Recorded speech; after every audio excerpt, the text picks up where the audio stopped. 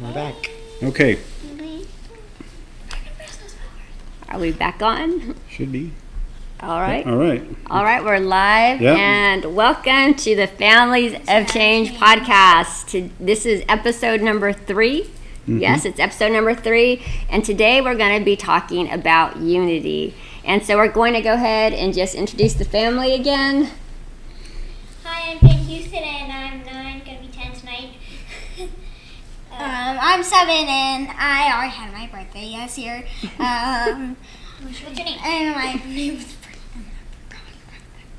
I'm Remington, and I'm 12. And I'm Emma Sarah, and I'm known as Mother of Change. The mother of all these kids. Clinton, Father of Change here, and great to see you guys. Thanks for coming in. My name is Von Kensington. I'm 15 years old. I'm Peyton, and I'm 4. He's Princeton, he's 4, and I'm DeVay, and I am 19. And welcome to our podcast. This is a podcast that's dedicated to families just like yours. We're here to just restore hope to this nation, that families can stay united, we can stay undivided. And as a matter of fact, tonight we're going to be talking about how to keep unity in a family home when things are rough. Okay? Yeah, that's good. No, that's good. So tonight we're going to be talking about our desert experience. And for those of you who are new and haven't heard our story before, in 2018, well, from 2014 to 2018, actually, so from May 2014 to February 2019, we lived in an RV that was 235 square feet, and we lived on 100 acres that was in the Chihuahua Desert, and that 100 acres was in the middle of over 2,000 acres. We had no neighbors. We had actually one neighbor who lived some miles away, but they changed their mind about it. Yeah. They left. We were like, please. 3 years they got smart. Yeah, don't leave us. We were the only people out there. And so the reason I wanted to come to y'all tonight to talk to you about unity is because I'm a woman of prayer, and this week while I was praying, the Lord really impressed upon the word unity on my heart. And then I heard united, undivided. And then as I was just pondering these things, I was sharing it with the family. I think within the next day, I found somebody had just posted something that caught my attention, and was just talking about when certain, offices within the church get together and they come together united, that strongholds are broken down. And it just got me thinking as I was praying about tonight, like, Lord, what should we be talking about? I was talking with my husband about it, like, what should we talk about? But as we were just considering everything, that is a prophetic word for the church and the body, but how much more for families to stay united and undivided during times when, the economy is unstable, and when a lot of people have gone through harsh times. I think a lot of people struggle to have unity within their households. Yeah. And so this is the happy part of our desert story, is that even though we went through a lot of struggle, we only made $26,000 in 2018. I think the thing that we gained from the desert was how to stay united during a very, very rough season of our life. And so I thought we could just describe our season there. And so we'll go ahead and just let the kids share about some of the difficulties that we had there, and then we'll just talk about how we were able to stay united through it all. One is water. One is water.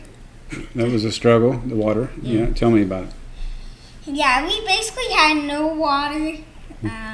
We had to we were rain farmers. Rain farmers, yeah. We even had people come out and try to drill a well for us, and they went down super far. Nothing, not even a drop. 1,350 feet. Like we dropped a stone and down there, and you could barely hear anything. It was probably a little puddle down there. When we bought the property, we went debt-free. We sold our place in Oregon. Yep. So we had a beautiful house. We had a very beautiful backyard that was green and trees and grass. We were organic gardeners. The property was up to a stream, up to thousands of acres. Yeah, lots of water there in Oregon, for sure. Yeah. So much water. Yeah. To living out in the desert where there was no water. No grass, not a single tree. Thousands of acres of dirt. Yeah, lots I of was dirt. like, Do you guys remember the dust storms we used to have? Yes. yeah. I remember that one time they. It's like the I tried to go out with my bike because I couldn't ride a bike, and I was trying to get something to push me. yeah. And he went out there. There was a big Oh, you tornado got- and he was like, ah! It was literally like I remember swirling I him went off out, his and then bike. I went right back in. Yeah. So unity, right? So in the even in the tough times, we look back and we could say that there was even some good times, right? Too. So yeah. Yeah, Because we went through it together. that's right. Like as one person, and that would have just been a hard time. But what made it fun for the kids, and what made it, and even for us older kids, maybe it wasn't necessarily like fun a lot of times, but just what got us through it was that we were all together. For sure. Yeah. Something I do remember, and I feel like the desert helped me imagine stuff more. Because me and Lexington, we would always just like play imaginary games, and because there's like nothing out there, so like, so you had Sticks to. and bushes, right? Yeah, you had to imagine find a stick and oh, it's a sword, that push over there, it's like a dragon, you have to go fight it. Yeah. I'll never forget. Actually, we had somebody come over. Was it somebody? Was it for like a newspaper podcast, or it was a yeah. podcast? It was somebody that was interviewing us for something, and they were asking one of the kids, what is there to do out here? Like, I hear there's nothing to do out here. And then Brighton, I think it was, he was like, no, Yeah. what happened? Tell them about that. I was like 8 years old or something like You're that. like, but yeah, no, there's a lot to do out yeah, here. there's a lot to do. There's sticks, there's stones, and there's lizards. And that's all. And then you were like, and then you pause and you're like, and you can play with sticks. yeah. Me and him, we used to there was horny toads, and Yeah, you also used to catch them for me. yeah, we would catch them. But if you hurt them too much, they would spray blood, and so you would have to handle them really carefully. And me and him, we would just go around there finding horny toads and being really careful with them. I remember Foxington did this one video before he told once. That was really funny. Yeah. So we had, it was legit desert. We had snakes, tarantulas, scorpions, and there was, Coyote. there was all kinds of just Wildcat. the kind of animals that you don't want in your backyard Yep. is what we had on the regular. And we had a rattlesnake at our front door. Von Kensington actually got Bit by a scorpion. stung by a he said bit. He said bit by a scorpion. Yeah, stung by a scorpion. That's okay because we have a joke. Scorpion. Now we an inside joke. have an inside joke because him and I were speaking at a conference, and I said, "Be careful because you can." I'm just gonna tell myself, "Be careful because you can get what stung." Sticky in the woods. You never Be know careful. if a snake is going to sting you in the woods. Yeah. You never know if a snake is gonna sting you in the woods. Because he got stung by a scorpion, but you just said a scorpion bit. will bit. Yeah. Oh, we're good now. Okay, my whole We're evened out now. They never let me live that one down, so we are officially even on that one. So that's good though. So the important thing to note is there was some. It was like a third world lifestyle. Like the things that brought us joy and the things that we used to do for fun. It was pretty archaic. I mean, we were. Like for fun, we would get on carts and roll on the dirt. What was that cart that we used to? It was a golf cart, but then we used to hook it up to a rolling cart, and then we used to be on. It's a wagon, yeah. Just a wagon, yeah. Yeah, a garden wagon, yeah. You just go check out the property and stuff like that. It's our own little safari. Yeah. And me and Remington used to ride on. We had goats, and we would ride on goats all the time. Because me and Roxanne, we were the goat herders, and when the goats went out to graze, we would have to follow them. So we would hitch a ride on the two baby ones. Yeah. He would ride on the big one. I'd ride on the smaller one. Yeah. So let's talk to them, you guys, about how we were able to keep unity because And keep our spirits up, right, during that type of deal, because it was tough. It was real rough, right? And without having the unity and being able to do it together. It was. I mean, even by having that, it was still pretty rough. I mean, we definitely went through some rough times for sure. Even relationally, we went through some rough times. And considering that we hadn't ever had that much concentrated time together, and then my husband was going through a rough spot because he had got injured, so he was dealing with some serious, severe depression at that time because of his injury. And so when you're dealing with any kind of mental anguish. It's hard to it's hard to get around. It's hard to just you're dealing with something that is tragic. He lost his manhood, so he thought. Yeah, and basically my identity was lost. That's what he thought. Was lost. I'm not saying he did, but I'm saying that's what he felt, right? Yeah. So during my career, there was basically the career was ended very abruptly and through an accident, and so I was retired, and I just went to medically retired. So and just one day I showed up to work, and that was the last day I showed up. I basically couldn't come to work anymore, and so. After 18 years, you kind of get an identity of who you are and what you got planned going and stuff. And one day it was basically, pulled, and so he had and then I was also, really injured too. So I had to learn how to basically a whole different, livelihood and understand of how to live. And we had at the same time as we financially, right, financially is when the bills keep coming, right? And so we had to make some decisions, and we basically said, okay, that's it. We're pulling out from the house. We're selling the house. We're going into the RV, and we're just going to take an adventure with the Lord. So, and we did. We did it real quickly. We were able to sell off and go into the. We were able to sell off and go into the RV and off to Texas we went. We were heading towards the east, and we were and that's a road trip kind of thing as far as with the Lord. And we were following one cloud. Yeah, and so the Lord brought us there, and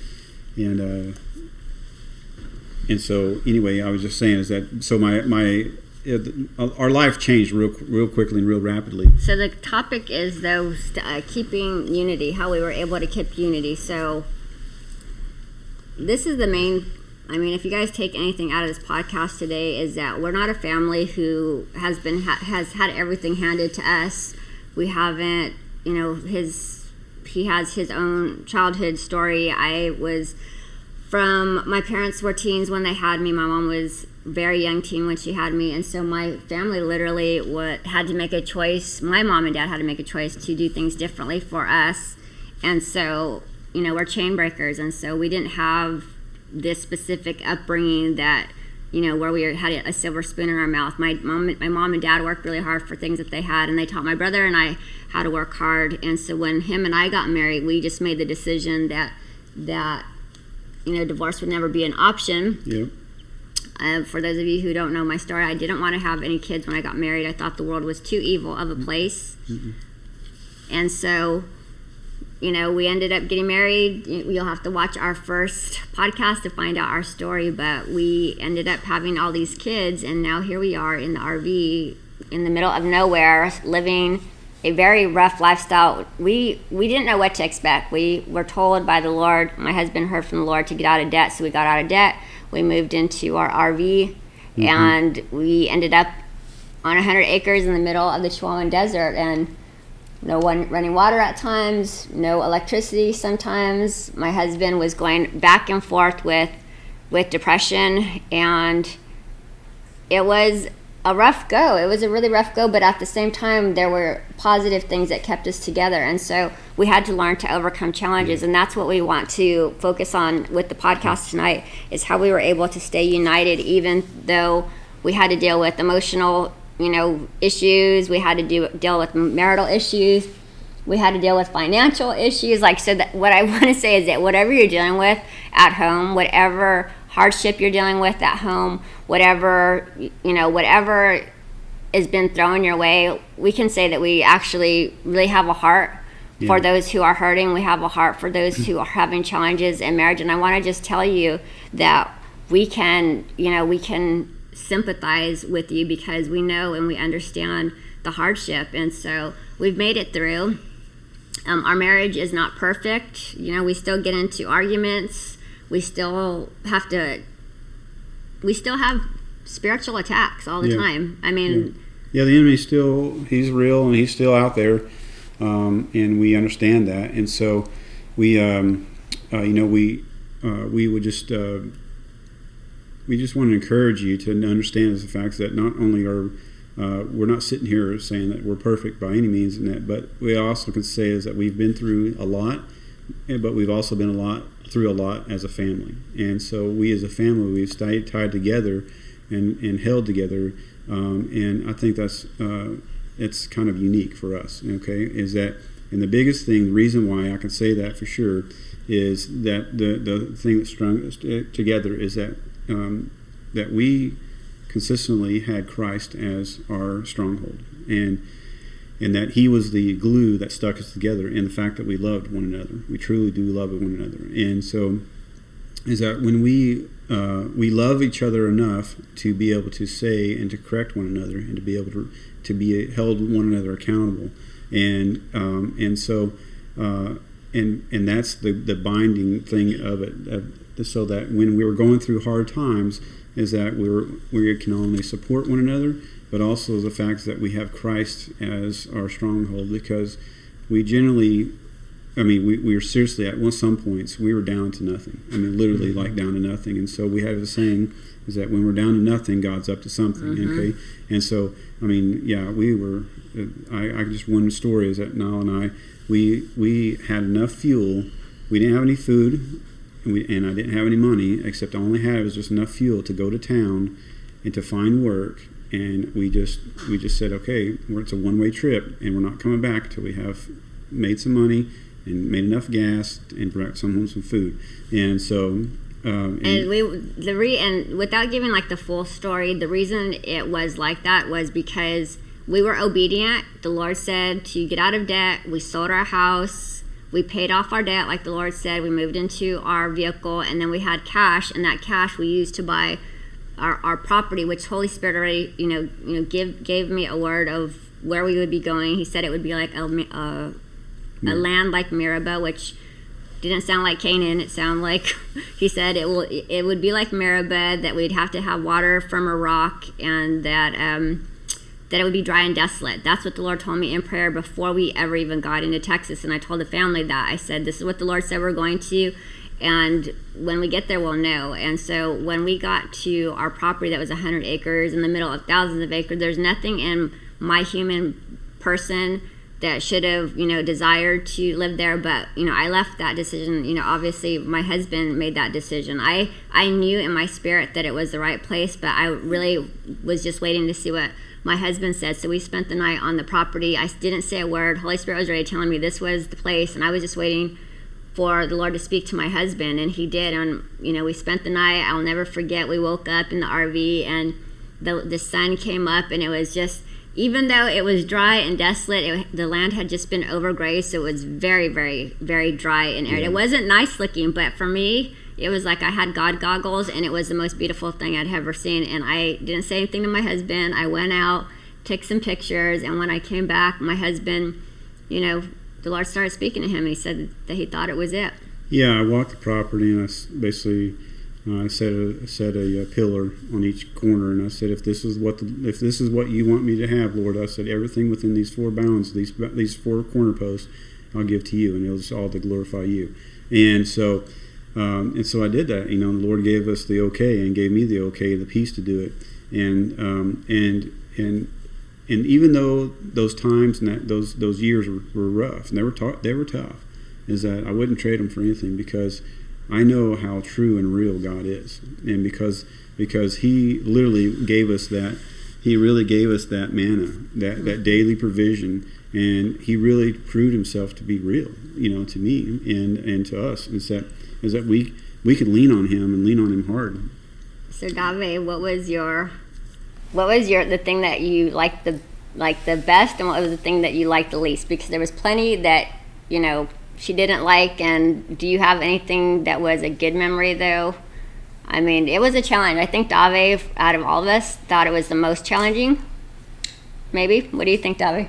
I wouldn't say it was I don't know if I necessarily thought it was the most challenging. I just didn't like it. I didn't feel, I never really felt happy in it, but I did like a lot of different aspects about it. I really liked how,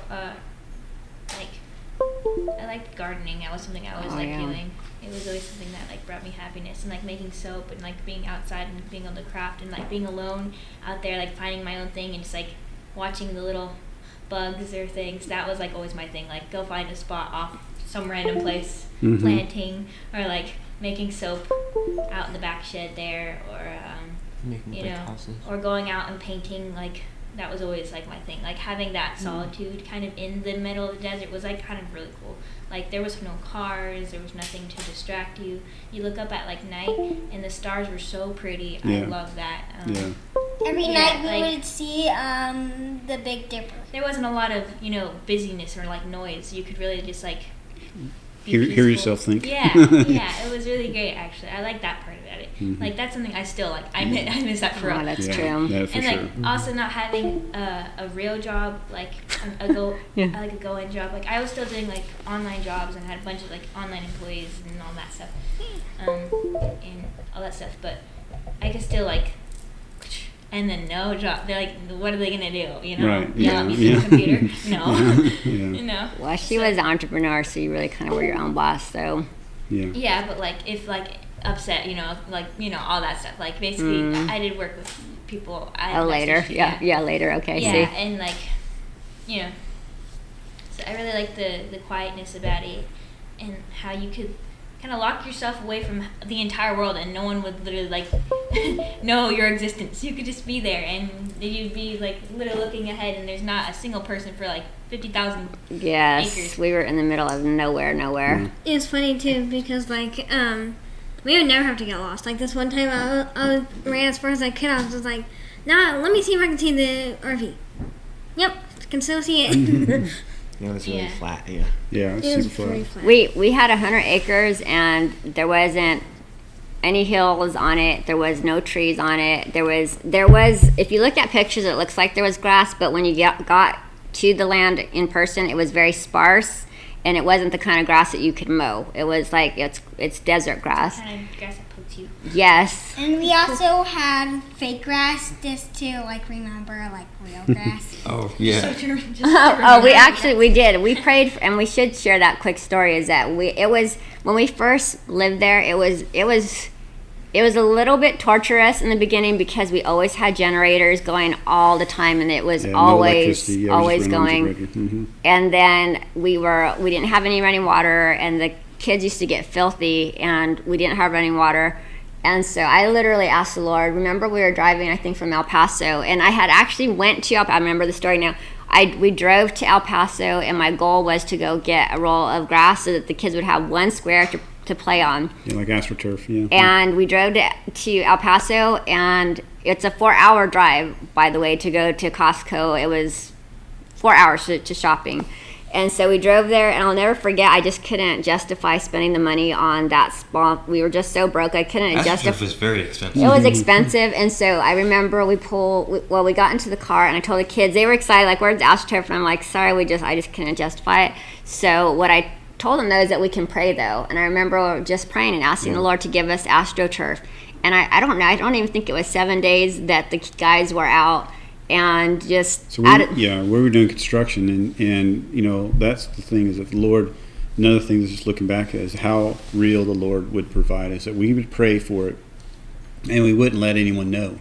We would. That was our. We would if we asked for prayer, it was anonymous. We wouldn't tell people, "Oh, I need grass," or "We need this." Yeah. We would just say, "Hey, everybody, we want you to just pray for us and believe with us. We're asking for the Lord for something. Just believe with us. Yeah. He's going to supply." Yeah, we have a need, or or even a want, and the Lord would provide. He would show up every time, and a lot of times more and better than we even were thinking. Mm-hmm. And so, for instance, like astroturf, right? So she went to go to El Paso to get some astroturf, and thinking like a 10-foot square or something like that. And it was like $130, and it was more than that, but It was like $300. it was a lot. Oh, It was okay. a lot of All money. But we got it bigger than a 10-foot square. We got like a 30-foot square. So we went to town in doing the construction work, and we wound up getting basically a whole football field worth. It was almost. We're fast forwarding our story because it came in 2 waves of grass, but I actually prayed for grass twice because I really liked it, but I wanted more. And so months went by, and we ended up getting the rest of the grass that was part of a football field redo, but the grass was in great condition. And we got our astroturf, and we got thousands of dollars of free astroturf without spending a dollar for it. Tens of thousands of Yes, dollars. and so huge. Yeah. So part of our unity story today, just to keep on the topic of how do we stay united, is we stay united in faith. Because on days when we didn't like each other, because there was days we didn't like each other in the desert. It seemed like a lot of days him and I didn't like each other in the desert because we were frustrated. With a lot.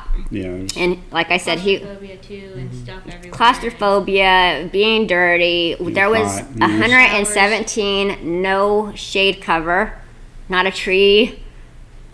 In the summer, our RV could never stay cool enough, and in the winter, it could never stay warm enough. And there's no RVs are terrible for living in. They were not meant to be lived. They're meant for a weekend. I mean, in all of this, too, this is not like some Newman motor coach over here. This is a 1996 Fleetwood Storm that's meant to sleep 4 people. We had 10 people in that thing. Apart, by the way. We sat had in the toilet and it fell off. No, actually, there was Multiple just times. 9 people in there. we had Baby wasn't not born. people. We got to the point where there was kids sleeping on the I slept on Dashboard. on the dashboard. I slept on The underneath dining table. Underneath the the door, deck. which was a door actually. Slept on top of a door. That was her bed. She slept on Under it. the door.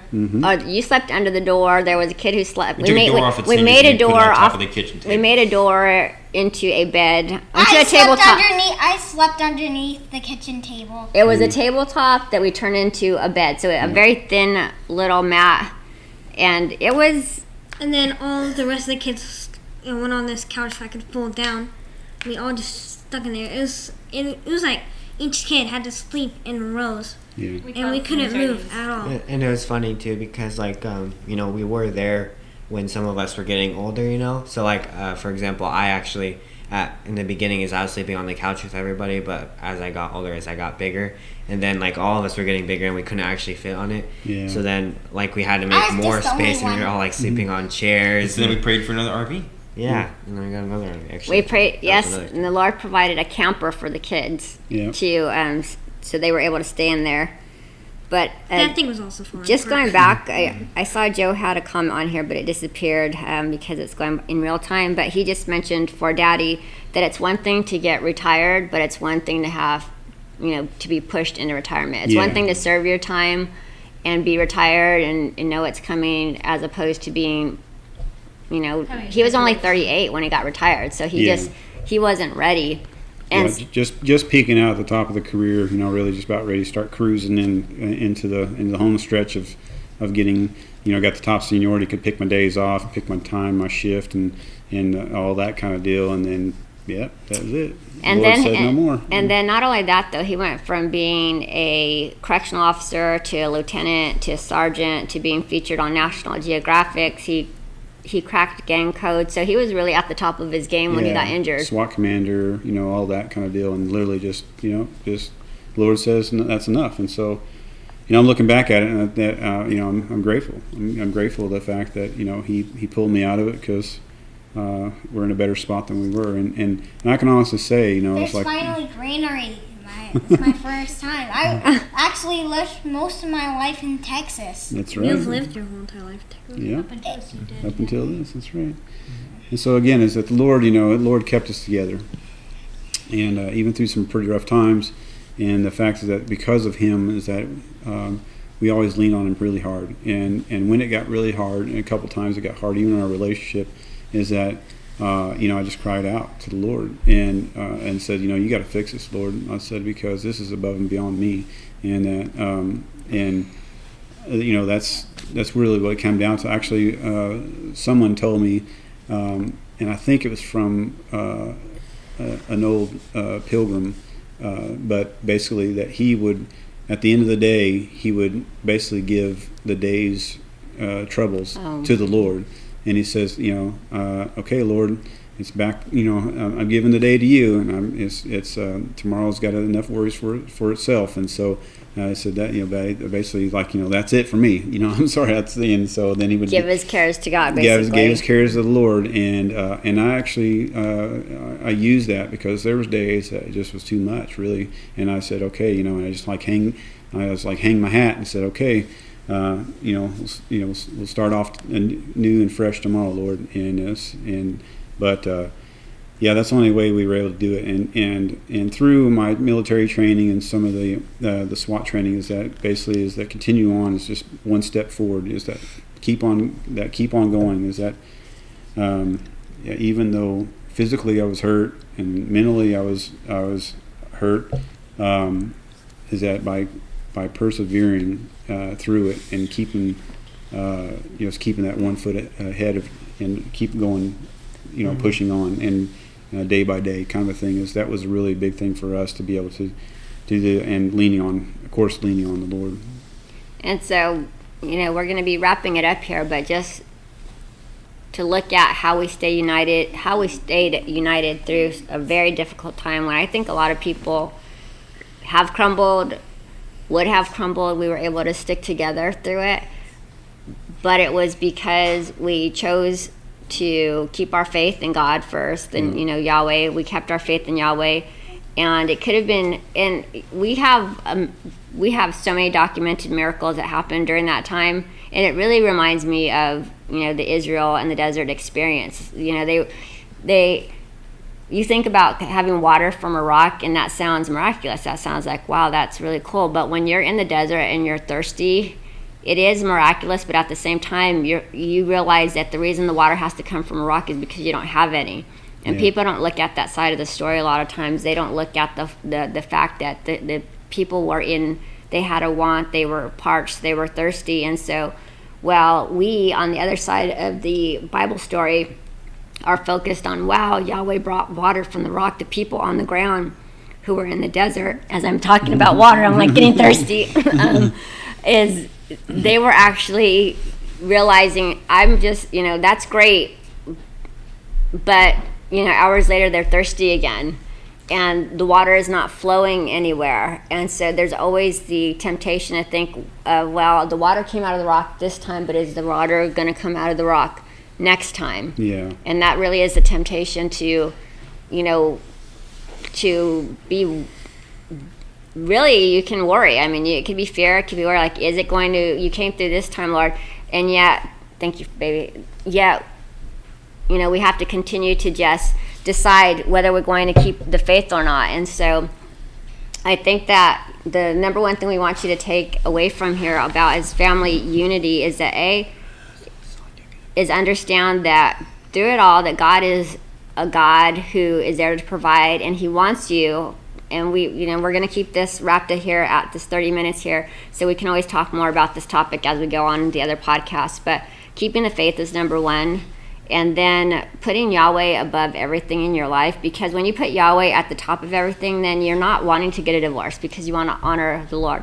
You're not wanting to cheat on your spouse because you're honoring the Lord. You're not wanting to leave your family and run away like so many men do because you want to honor the Lord. There's so many things that the flesh wants to do. The flesh wants to check out. The flesh wants to run away. The flesh wants to give up. But when you keep the faith, it's how we stay united. And then because we have this faith in Yahweh, and we have the Word, and we have the Bible, and we've seen so many things happening, right, kids, in the Israel experience, that we were able to actually identify with so much of what the Israelites went through, that it made us feel like we were a real live Bible family. Like I even got the word that we were in that time. I said we're in the desert, we're on our way to Canaan, y'all. Mm-hmm. And and then we kept on going further, and I kept on I was like, oh, we're going through the Jordan. And then we now found ourselves in Van Horn. That's the Jordan. That was the Jordan, and then we stepped into here, and then this was kind of the first stepping stone into the Canaan. They laid down the stones Jordan, and everything, before crossing the Jordan. Yeah, and so the desert experience that we had, I can honestly say, is that we're more resilient than we were before. Mm-hmm. And not only are we that we went through some tough times, but those tough times basically made us tougher. And so we know what it is to be hungry. We know what it is to be poor. We know what it is to have to do without. We really know what it means to lean on the Lord really hard, and really be saying, okay, Lord, if you don't provide, we won't have. And I mean, we can honestly say that. And I thank Him for that, because that's one of those things to where you question, or you think you might have it, but the fact is that until you live it, it's a different story, right? And it's a character builder for sure, but also at the same time is that we can look back on those times and say, well, whatever we're going through now might not be as hard as back then, right? And so we can say that there's a resilience, there's an anchor, and we always can remember back when the Lord and how the Lord provided. And so I would say, if you're writing, notes down, if anybody wants to put it down in the chat. I don't know if anybody's commenting, because there was a whole bunch of comments and they disappeared somehow, so I don't know how to get them back. But number one thing is faith, and then we had to yield. Yeah. We had to yield. That means that we had to say, not our will, but thy will be done. We had to say, not my flesh and how I'm feeling towards my husband, but thy will of how I should feel towards my husband. He had to say, not thy will, not my will, but thy will of how I should feel towards my wife. And at the end of the day, we allowed our yield to trump our emotion. We allowed our yield to trump our desire to stay angry. We yielded, and we basically, gave the Lord our frustration and exchanged it for His glory and for His, mercy and for His grace for the season. And it really was about just yielding, having faith and yielding to God every step of the way, no matter if we didn't understand, no matter if we felt like doing or not. We just continued to yield. And every time we yielded and we chose to trust God, okay, He came through for us every single time. And that was just how it happened. And we could talk hours on this, but that's why we have a podcast, because we will end up talking hours on this on our YouTube channel. If you're not following us, please follow us. Families of Change podcast. You can find us on YouTube. You can find us on Instagram, and we now have reels of Von Killington, and the kids are all doing separate reels on our Families of Change Instagram page. So check that out as well. Yeah, we just want to shout out for Van Houston. He just became Van Houston, he's sleeping. Oh, don't hurt him though. Van Houston, wake up. We're going to talk about your book. Yeah. So you guys take my books away too. Around that corner. Okay. And I just want to say a big shout out that he is about ready to turn the big 1-0, and he was able to publish his first book, and so it's available on Amazon. And tell them about your book. My book is called Laws of Thermodynamics, a quick guide, and I wrote it while I was still 9, which was a couple days ago, like a week. Mm-hmm. And what is it about? He just woke up. It's late, you guys. We really want to do these earlier, but Sundays is a busy day, so we're doing them when we can. So tell them about what the book is about, or who would be interested in reading it. He just woke up. Like if you have like a kid in science, like if you have a kid that just wants to learn like not too much about science, but he wants to just know more, that's a good place to start. Yep. Okay. It's a good beginner's book then. Yeah, it's a quick guide, right, to the laws of thermodynamics. And right? for those who already know about thermodynamics, though, it gives a new insight, because we did have a rocket engineer who did a review for it, and he said it gave a new insight to something that he does every single day or uses every day in for the last 20 years, and so for building rockets. Yep. So yeah, it's great. It's a great landmark, and we encourage. Okay, so that was a goal that Van Houston had, and we as a family we pulled behind him and we united, and we were able to help him get it done. And so it's a landmark, and it's a stake in the ground that he was able to publish his book before he's 10 years old. And so that's something that really is a hallmark for us, is that we do things united. Like I said, we don't always get along all the time, but at the end of the day, we learn to forgive, we learn to respect each other, and really just swallow our pride a lot of times, because a lot of times we get upset with each other. And so at the end of the day, though, our goal is to glorify God, to yield to Him, and then pull together. When each one of our kids has a milestone, we all really work hard. Yeah. Now worked on helping format. I worked on helping format. We had Bijou out Oh, Bijou is supposed to. I don't know what happened to Bijou. Hi, Bijou. Bijou is going to be watching, but I don't know what happened to Bijou. So anyway, Bijou should be here probably next week when we do the podcast. So anyway, thank you all for watching. Like I said, you can also find more information about me if you would like us to speak in your area. Go to emissary.com. Yeah. Or familiesofchange.com. Y'all, we are so excited about your interest in growing in faith and growing in unity, and we want to be here to support you and guide you every step of the way. And please also join our Families of Change Facebook group. It's a free group, and it's a place to be encouraged, supported, and we can ignite your faith over there. So we're the McMillions. This is the Families of Change podcast. Bye. Thank you for watching. And remember, y'all, go out And change the world. And Start at home. See you later. Bye. See you later, Bye. alligator.